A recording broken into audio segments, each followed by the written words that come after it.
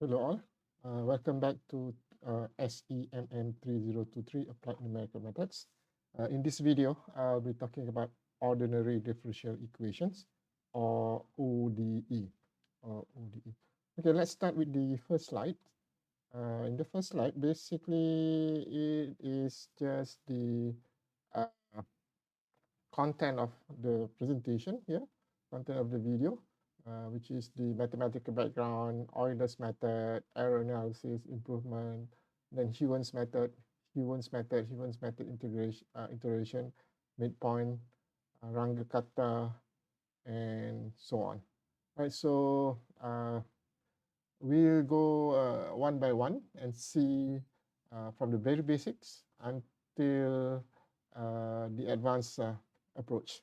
So let's start with the mathematical background. So basically, this is a definition of what is ODE or ordinary differential equation. It says here, ordinary differential equations, or basically differential equation, is just an equation which are composed of an unknown function and its derivative, okay, and its derivative. Okay, so it says that an unknown function and its derivative, okay, are called differential equations. So in this case, we have our unknown, which is the dependent variable, in this case v, and this is one unknown here, and this is unknown in the form of derivative. So because of this, our unknown, which is v, as a function of t, is the unknown. So this is what we call the differential equation. So I think normally this is better written in this way, where the unknown is on the left-hand side, okay, and the known value is on the right-hand side. So everything unknown is on the left-hand side, and known is on the right-hand side. So this is a differential equations, and our unknown is v, and v is a function of t, and v is the dependent variable and t is the independent variable. So in this case, it says here, when a function involves one independent variable, the equation is called ordinary differential equation or ODE. So in this case, for this equation, the unknown is only a function of one independent variable, which is t. But when it is more than two or more independent variable, then this is what we call a PDE, a partial differential equation, For example, let's say the velocity of a particle in 3D space. So a particle in 3D space is a function of the x coordinate, the y coordinate, and the z coordinate. And the velocity is, of course, a function of t. So in this case, v is a function of 4 independent variables. And because of this is what we call as a PDE now, as a PDE. So this is one of the example. Yeah. So now in this page, basically it tells you what is an ODE. Sorry, what is DE? What is a differential equations? So this is in general, this is a differential equation because the unknown v is also appears in form of derivative. Okay, so this is differential. This is what we call the differential equations. So the first thing is differential equation is this unknown and its derivative. So this is what we call dE. And if the unknown is only a function of one independent variable, then we call it ordinary differential equation. So if our unknown appears in its derivative form, then we know it is our differential equation. And if the unknown is a function of more than one uh, independent variable, then this is what we call the partial differential equations. So this is the definition. So let's look at the other things. So differential equations are also classified to their orders. Okay. So first, I think in the previous slides we say how to identify differential equations. Now that we know what is a differential equation, we need to know what are the orders.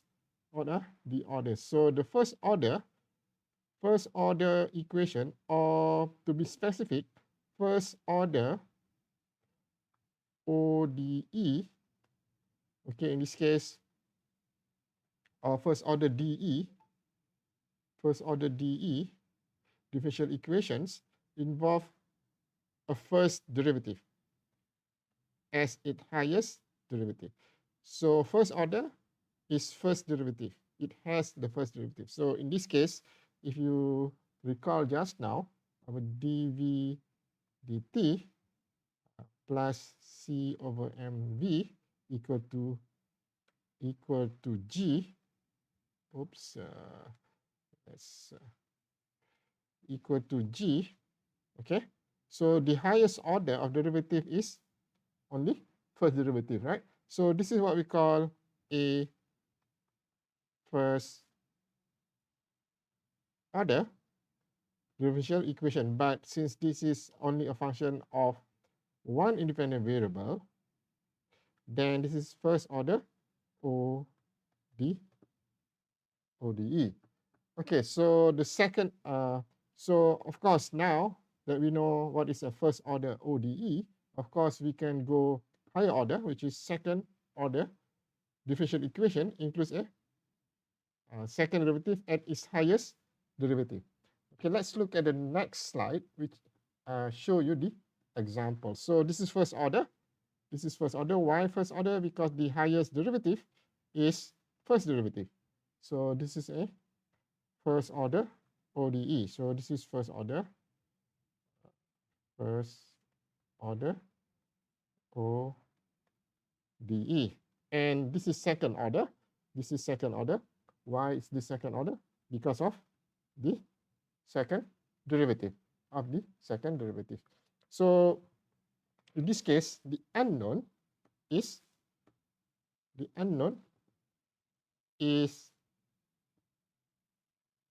theta. The unknown is theta, and theta is only a function of only t. So this is an ODE. So this is an ODE. Okay, so in this case, this is a second order. I can write this second order ODE. Second order ODE because of, okay, why is this ODE? Because the unknown theta is only a function of only t.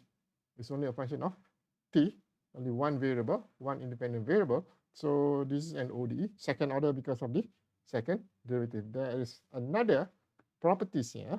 Look at our unknown here. Our unknown is theta, but theta does not appear on its own. It is sine theta. So because of this, now this equation is what we call a second order non-linear ODE. The non-linearity is due to sine, to sine. But we know, mathematically speaking, if theta is about the same as theta, note that theta is in radian, and let me say this. for small angle theta, okay, sine theta equal to theta if theta is in radian. For example, sine 0.1 in radian is about 0.99. Let me double check with my calculator. 0.99, 0.099. This is, oops, sorry, 0.099. Let me write this 0.0998, which is virtually just equal to 0.1. So this will only work. This will only work for small theta, for small angle. So what we can do here for small theta, then what we can say here, the pendulum here, the ODE becomes d square theta dt square plus g over L theta equal to 0. Now, this become, for small theta where sine theta is approximately equal to theta,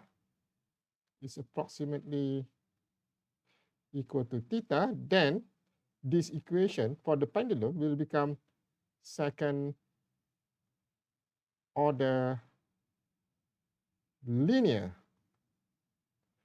or ODE. Okay, linear ODE because of this. So in engineering, for example, beam deflection, normally theta is very small. So 0.1 radian is about 5 degrees. 0.1 radian, sorry, yes, 0.1 radian is about 6 degrees, 5.7 degrees, right? So I think 5 degrees is huge in bending, in beam bending, for example. So this is where approximation come into place. So because if you look at the equations here, second order ODE, non-linear, it's not easy to solve. So we'll try to solve it. We try to make it linear, and because linear ODE is much simpler to calculate or to solve, right? So this is the definition of what is an ODE. So remember, what we talked just now is how do you know that that the equation is a differential equations? Okay, that's one thing. So the first thing is DE. The second thing is it ODE or is it PDE? Okay, so the first is DE, and then is it ODE or PDE? And then the order, is it first order or second order? And then is it linear or non-linear? So you need to understand and you need to know how to identify what kind of ODE, what kind of differential equation you are dealing with. I think you should know this because you have learned this in your, I believe, in your first semester or second semester, first year. I think the Malay name is persamaan terbitan, differential equation. Okay, differential equation. So let's look at the next page. The next page is Euler's method. Euler's method. So Euler's method is one of the numerical way of solving an ODE, first order ODE. For example, if you recall our Parachutis problem. Okay, this is our Parachutis problem. Okay, so this is our differential equation here. This is our differential equation. Okay, so this is our differential equation. And how do we solve this? Okay, how do we solve this numerically? So let's try and do this. numerically. I hope you still remember how we solved this. So the equation was, the equation is dv dt plus c over mv equal to g. So what we did last time, we say, okay, let's approximate dv dt equal or approximately equal to, okay, delta v over delta t, which is just vi plus 1 minus vi over delta t. And then we substitute this into the equation, and it becomes, dv dt becomes vi plus 1 minus vi over delta t plus c over m vi minus equal to g.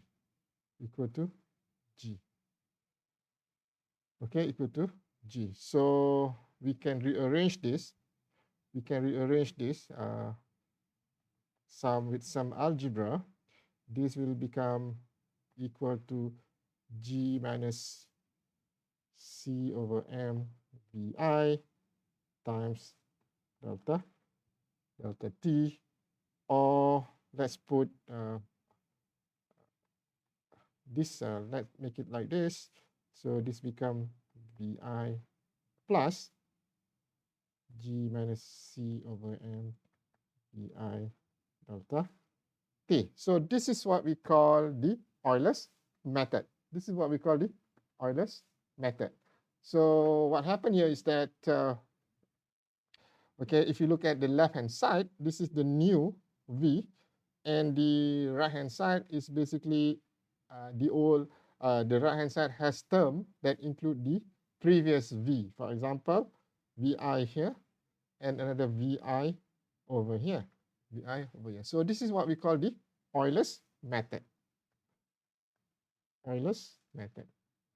So Euler's method is a simple approach that we can use to solve a first order ODE. Right? A first order ODE. So this is how we solve this. And note that when I equal to 0,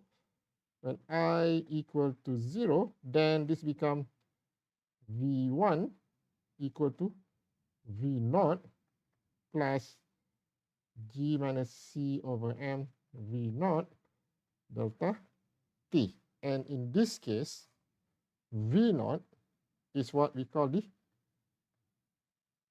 initial velocity. Okay? Initial velocity. Okay, initial velocity. So V0 is our initial velocity. So we need to have an initial value of V in order to solve this ODE problem. So remember I mentioned about initial velocity. So Euler's method is suitable for what we call initial value problem. So this is Euler's method. I think we've seen this before. We talked about it during the first week of class, and hopefully you still remember this. Okay, let's go back to the slides. Okay, if you look at this, the idea behind Euler's method is always we have the new y equal to the old y plus, okay, the first derivative, or the first derivative, because the first derivative is always the slope, right, times the step size, which in this case is h. In this case, the step size is h. Okay, this is the step size h. This is the derivative. Okay, a new value of y is predicted using the slope to extrapolate linearly over the step size h. So let's go back to our problem here. So where is our, we know that in this case, this is our new V, okay? This is, let's say, in Euler's approach method, this is just our yi plus 1 equal to yi plus, this is our slope. Let's write this as slope times our step size, h. Okay, so this is our Euler's. This is our Euler's method. This is our Euler's method. So if you look at this, if you look at our dv dt, so dv dt here, okay, let's look at this. dv dt, which is the slope, right? Which is the slope, and it is equal to g minus c over m v. So this is the slope, right? This is the slope, and our slope, this is g minus c over m v. So this is our slope time delta t, which is our h. Okay, which is our h. Maybe what I can do is let's rewrite this. Let's rewrite this. So this is the okay, now this is the slope. This is the slope. So this is the Euler's formulation. This is the Euler's formulation. So based on this, we can solve our ODE numerically. ODE numerically. Note that this is for only first order ODE. Only one derivative. Sorry, only the first derivative. Okay, so this is the first order ODE. How we solve first order ODE numerically. All right, let's look at the back to the slides. And okay, so this is the idea here. So a new value of y is predicted using the slope to extrapolate linearly over the step size h. Step size h. Okay, so let's go. In our case just now, this is vi plus 1 equal to vi plus slope times delta t. Okay, so this is how Euler's method works. So basically, you find the slope at the initial location or initial condition, at initial velocity. Then based on the slope at this point, the initial point, you can get the prediction of new y value. So this is the old y, and this is predicted, or the new y, value.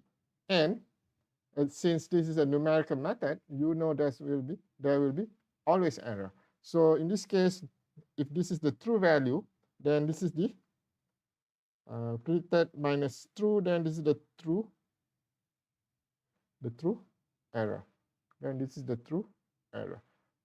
And this is the idea behind Euler's method. So this new y, basically this old y plus the slope,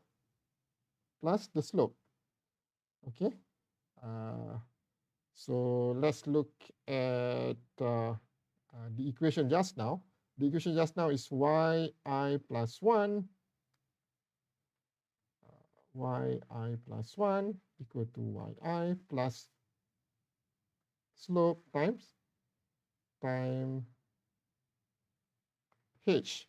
Okay, so in our case, in this plot here, this is the y new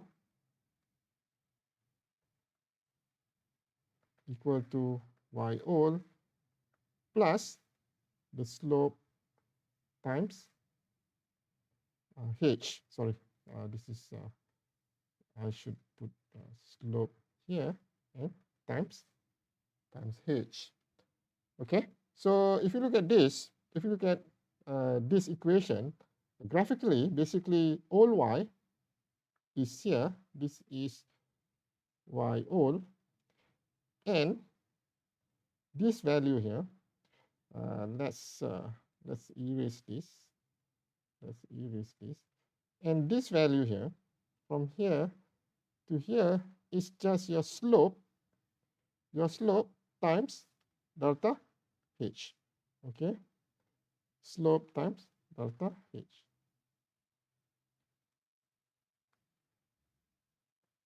Slope times delta h. So this is slope times delta h, and this is your y all. Okay, let's erase this. And so this is your y all, and then this will be your y new. Y new. Okay, so that is the graphical representation of the Euler's method equation. Euler's method equation. So let's look at the next slide. Okay, so this is the solution for this equation. For this differential equation. Let's look at this. If you look at this, dy dx, y is a function of x, right? Y is a function of x. So this is a first order ODE, a first order ODE. So the true solution is this. This is the true solution, right? And when we do this numerically, what we get is this. So if you look at this, there's an error here because there's a gap between the true solution and the numerical solution. Then the numerical solution. So the blue color, the blue line is the numerical solution, and you see the gap is huge.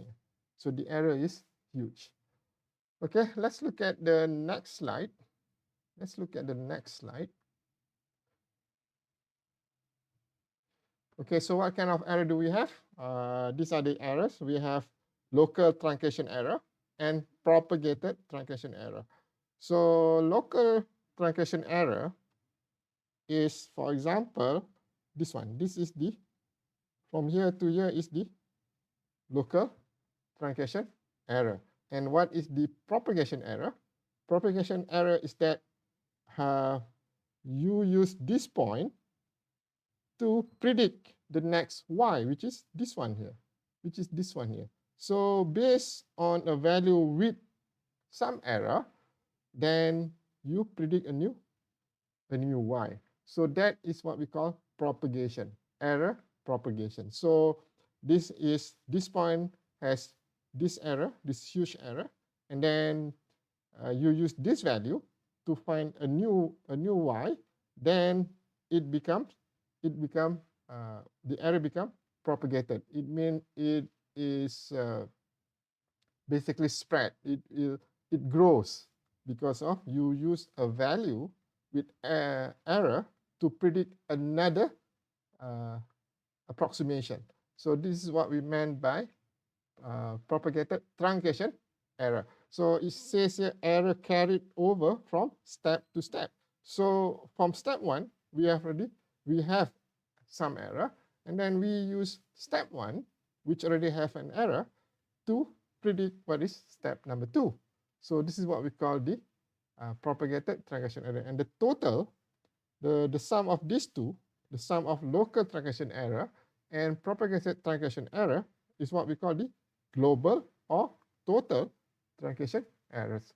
And the other error is runoff error.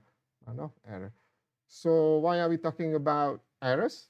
Because we need to understand if there are errors, how can we reduce the error? Because once we reduce the error, we can improve our approximation.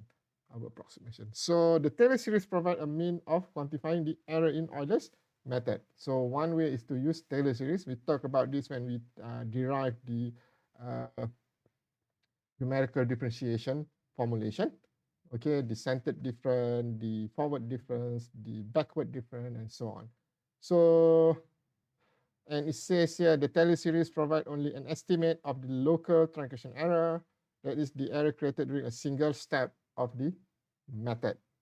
Okay, because we are using first derivative always has this first derivative, the order is of h square. So, and then because of that, okay, but in actual problem, when we move from one step, which already has an error, to the next step, then the error become more and more. So the functions are more complicated than simple polynomial. So consequently, the derivative needed to evaluate the Taylor series expansion would not always be easy to obtain. So it's not easy to obtain. What we can say is we can only approximate the error for a single steps. Okay, for a single step. Now, in conclusion, the error can be reduced by reducing the step size. If you look at the Euler's formulation, okay, y I plus 1 equal to yi plus yi plus slope times h plus slope time h, right? So what are the parameters that we can basically play around to improve? One of them is just h. So one way to improve to reduce the error in Euler's method is to use smaller h. Smaller h will have smaller errors. Thus, the approximation become a lot better. So let's look at. Okay, it also says here that if the solution to the differential equation is linear, the method will provide error-free prediction for a straight line. The second derivative would be 0. Okay, so a straight line means that the second derivative will be 0. What does that mean? Okay, so for example, a straight line is this, right? So this is y equal to mx plus c, and we know that dy dx equal to m, and for the the second derivative in this case d square y dx square will become 0. So this is what this equation means. So if the solution is a straight line, or in this case linear, then the second derivative will be 0, and it will give you the method will provide error-free prediction. Error-free prediction. So Euler method is good, will have no error if the solution is linear. Now let's look at the error analysis. Yeah, again. So if you look at this plot here, you have the true solution, this one. Okay, and I think we did this for h equal to 0.5, and then we reduce it by step size by half, which is 0.5 divided by 2, then it becomes 0.25. And if you look at this, you see that the error is reduced by the way I can see this is by half, by at least 50% here. So this is how we improve. So if we reduce this h to lesser than 0.25, then the error becomes lesser and lesser. So one way is to reduce the h. Okay, reduce h, so we reduce the error. Reduce h, then we reduce the error. So now we know that we can improve Euler's method by reducing the step size h. But what are other ways that we can do? So if you look at this slide, it says that a fundamental source of error in Euler's method is the derivative or the slope at the beginning of the interval is assumed to apply across the entire interval. So what this statement is saying is that for Euler's method, the problem here is that we are using this slope and we assume that this slope applies to from here to here. But this is only true when the solution is a straight line or linear. But in this case, our solution here is not linear. So this is the issue here. So the issue here is that we are using this slope at this point here to predict the interval, which is not accurate. So this is the fundamental flaw in Euler's method. The slope that we use to predict the next value is based on the slope at the initial point, which is this one here, Okay, and if you look at this problem here, the slope at this point might not be the same as the slope at this point here. So at the slope at the beginning, the beginning of the interval, and at the end of the interval, they are not the same. In this case, this one might, I don't know, this might be the slope here. This might be the slope at this point here, and this is the slope at this point here. So there are different. The slope are different. So that is the issue here. This is the issue. So it says here that the fundamental source of error in Euler's method is that the derivative or the slope at the beginning of the interval is assumed to apply across the entire interval. As we can see just now, this is not true because if you look at this, now we use this slope at this point, and we are not using this slope. So what we need to do here is that we need to find another alternative. Instead of using smaller steps as h, improving the slope estimation.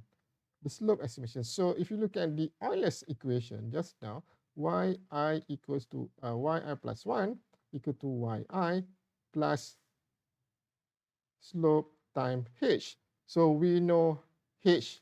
When we reduce h is the approximation become better. And what else can we tweak here? What else can we modify, or what else can we adjust here to get a better yi plus 1? So other than h, then this is the other option here. So what we can do is we can improve the slope estimation to reduce Euler's method. So these two improvements here, two simple modifications for slope estimation to improve Euler's method are Heun's method and the midpoint method. So these two methods is based on improving the slope. Okay, improving the slope. So this is the idea behind these two methods. Okay, so Heun's methods and the midpoint method. So let's look at what is Heun's method. So Heun's method is one method to improve the estimate of the slope involve the determination of two derivatives at the interval. So in this case, what it is saying that if we have a curve, okay, let's say this is the interval. Let's say this is xi, and this is xi plus 1. So we know there are two slopes here, right? Two different slopes. So this is one slope, and this is the other slope. So two different slopes. So the assumption behind Euler's method just now, the slope at xi is the same as the slope at xi plus 1. And again, this is only true when the line is linear. But in this case, the line is not linear. Then we know that this is not true. So what we need to do is to find a better slope approximation. Okay, so Heun's method, it will try to find it will use the slope at the initial point and the slope at the end point here, and these two slopes are then averaged to obtain an improved estimate of the slope at the entire interval. Okay, so this is what we call the predictor. Okay, so this is, if you look closely here, this is just your Euler's method, right? This is just your Euler's method.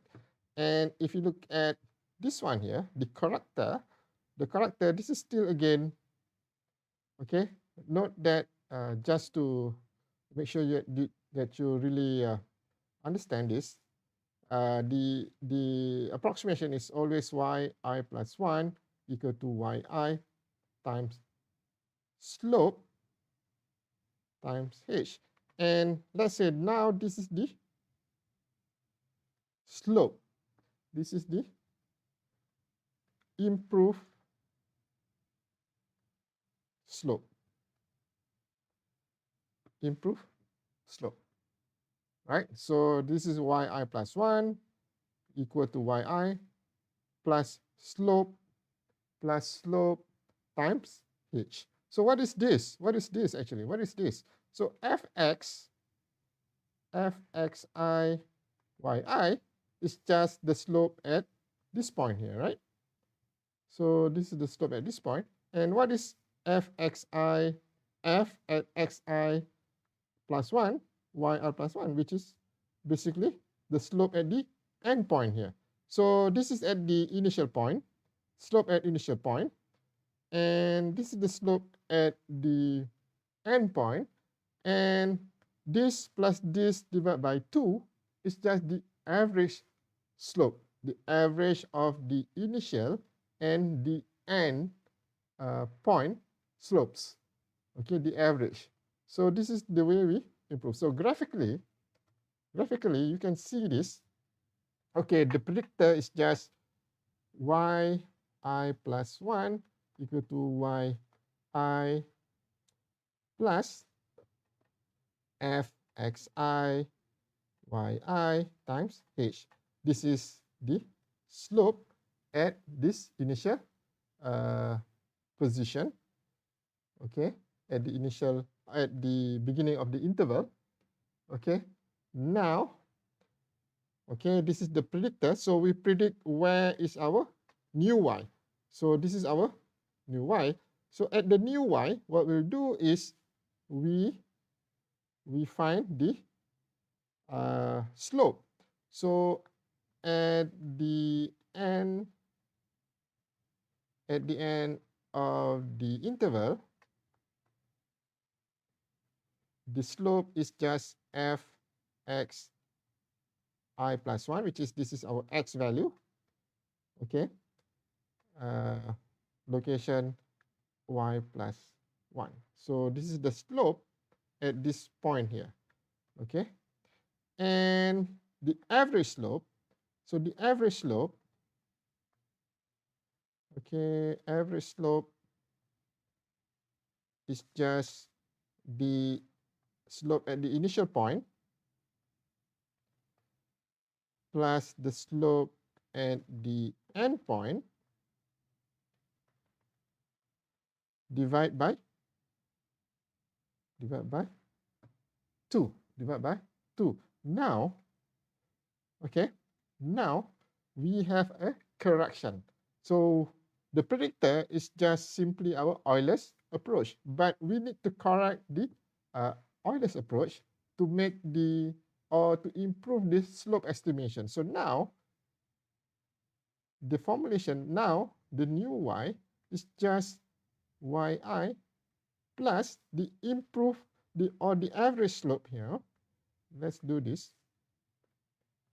fxi yi plus fxi plus 1 yi plus 1, okay, divide by 2 times h, and this is the point here. So this slope is the average slope. Okay, if you look at this, I can have this. If I draw this, okay, if I draw this, let's say, okay, this is for the initial slope, and this one is the at the end. This is at the starting point. This is at the end point. So the average is just the somewhere in the middle, somewhere in the middle.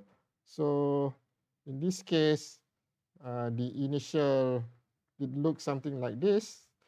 So this is at the start point, the slope at the start point, and the slope at the end point. So the average between these two is the this one here. So we use the average slope now to find our new yi plus 1. So this is much improved. This is much improved estimation of our method. Now there is also something else that I need to tell you is that Heun's method can be done in iterative method. So let's look at this. This is just one step. This is what we call one step Heun's method. Why? Because we are only using one step. So note that in this case we have y naught I plus 1 equal this value. This is the this value here.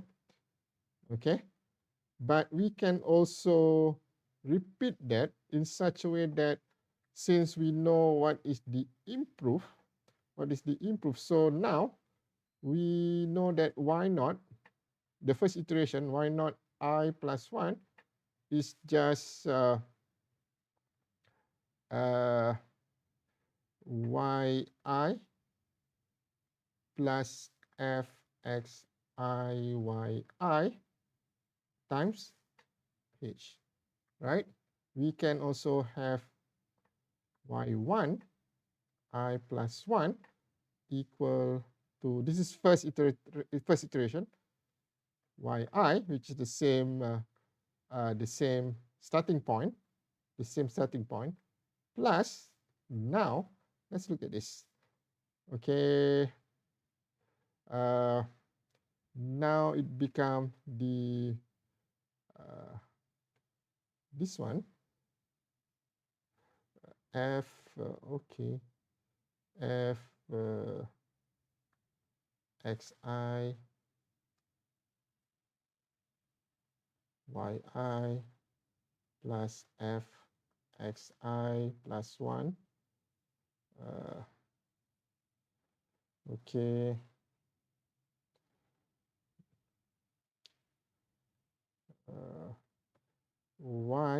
yi plus 1 not here, divided by 2 times h. Okay, so that's the first one. So again, for the second derivative, no, this is the first iteration. We can also have for the second iteration, and so on. Okay, and so on. So this is Heun's method. You can either do it only one step, or you can do it a lot of steps, a lot of iteration. So let's look at this. Okay, so this is the result of using Heun's method. So can you see the difference now? Can you see the difference?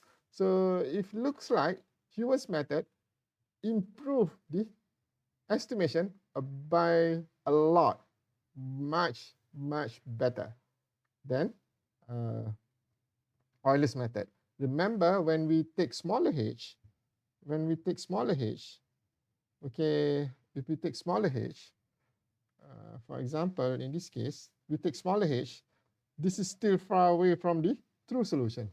But when we use Heun's method with same h size, same step size as, sorry, in this case, we use h equal to 0.5, it is a much better estimate. This is a much better estimate than Euler's with smaller step size. So this is h equals 0.5. In this case, this is also h equals 0.5. And you can see Heun's method is much better than Euler's method. And even Euler's method with h equal to 0.5, is somewhere here. Somewhere here. So we know that Heun's method with step size of 0.5 is much better than Euler's method with half of H 0.5. Okay, so this is Heun's method, and I think I mentioned just now that we can do this iteratively. And this is the basically this is the predictor, and this is the character, and then we can use the character to have the improved predictor, and then we can go back and so on. So this is what we call the Heun's method iteration. So one result here is this one. So this is the result of solving this equation, this ODE. This is just dy dx equal to 4e 0.8x minus 0.5y. Okay, and this is the analytical solution. And Heun's method with only one step. Heun's method with 15 iterations. Okay, 15 iterations. So with only one step, of course, x0 is our initial value. Okay, x0 is initial value. Okay, so there's no error. But for the first step, when h is 1, then we can see that, okay, it says here a step size of 1, which in this case, h equal to 1. And you can see that for h equal to 1, y through is 6.19. Heun's method using one step. Heun's method is 6.7. Of course, there are some error. But if you look at Heun's method with 15 steps or 15 iteration, this is 6.3, and the error reduced from 8% to only about 2.7%. Okay, 8.2% error reduced to 2.7%. Okay, and if you take a look at this one here, you can see that the error become larger and larger. Why? Because this is what we call the error propagation. Remember just now when we say Euler's method error analysis, there are two types. One is the local step, and there is also propagated error. So it become increasing. It's the same thing here. It become more and more for each step. This is example of error propagation. But if you look at this thing here, this is only 3.17, 3.18. This is 10% error, which is huge. So, which is huge. Okay, so one step Heun's method error is 10.6%. With 15 steps or 15 iteration, it is only 3.18. So that's Heun's method. Now the other method is midpoint method. Again, let me remind you that Heun's method is the method of improving the slope estimation, right? So the same thing with midpoint method. It is also trying to improve the slope estimation. So let's read the slide. It says here the Euler's method to predict a value of y at midpoint of the interval.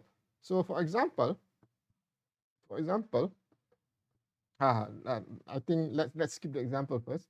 So the idea behind Euler's method is that we use the slope estimation at the midpoint of the interval. Okay, we find the method to predict a value of y at the midpoint. So we find the y at midpoint. So in this case, y at I plus half. Okay, and what we'll do is that at y half, x half, y half. So then we can calculate the slope. Okay, the slope at the midpoint. So take a look. This is the interval here, xi plus 1.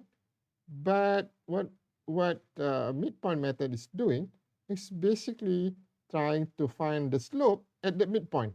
So somewhere in the middle here. So this is xi plus half.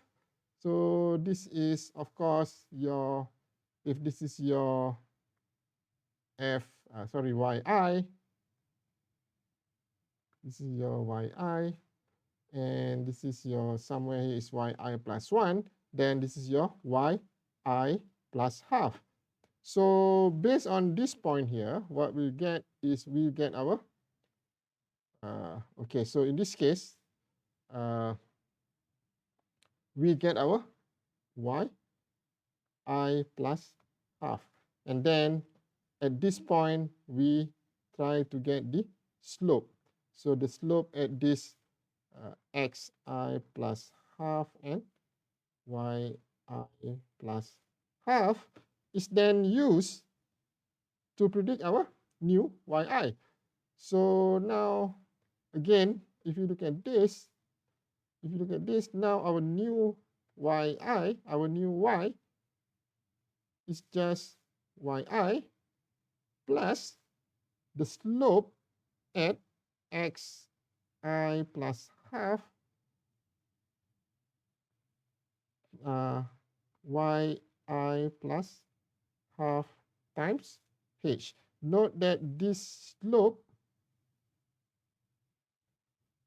at, this is the slope at midpoint of the interval.